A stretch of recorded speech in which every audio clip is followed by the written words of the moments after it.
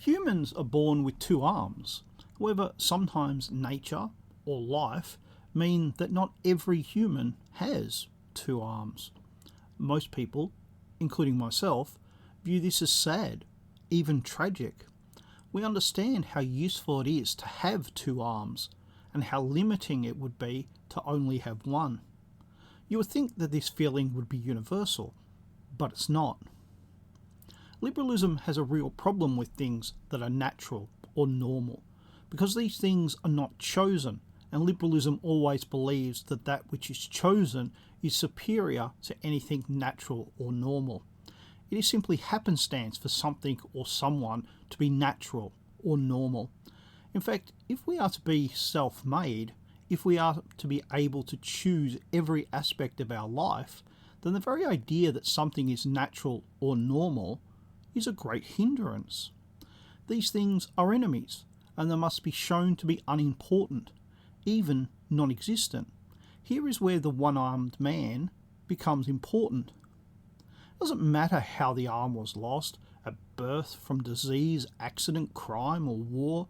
What matters is that it is transformative, transgressive, or as they've started saying, non-normative.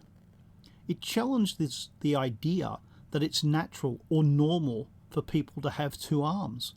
After all, people having only one arm can still lead full and fulfilling lives.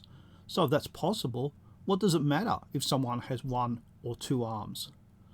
Liberalism uses this argument over and over again. What does it matter if a child has one or two or three parents? What does it matter if a man or a woman or any combination of those get married? What does it matter if people get married? What does it matter if men become women or vice versa? Note also how they turn the question around so that you are put on the defensive. You are asked to explain why something is natural and normal and why it should remain that way.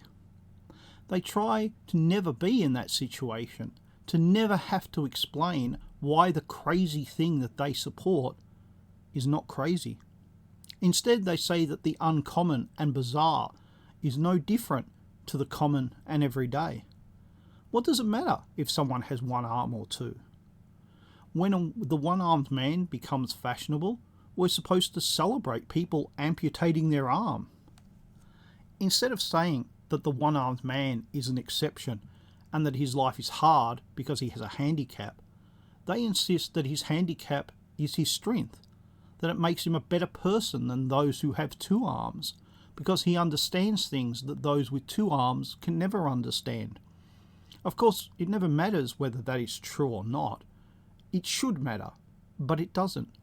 They insist that despite all the evidence to the contrary, that having one arm, or parent, or some other handicap in life is no different to any other situation, while at the same time still insisting that they are better people because of it. The worst case scenario is presented as the average experience, which means that every argument is arguing against the wrong target. We now live in a world where we can see the destruction that single-parent households, divorce, and transgenderism causes. We can see that real people's lives are affected, even crushed.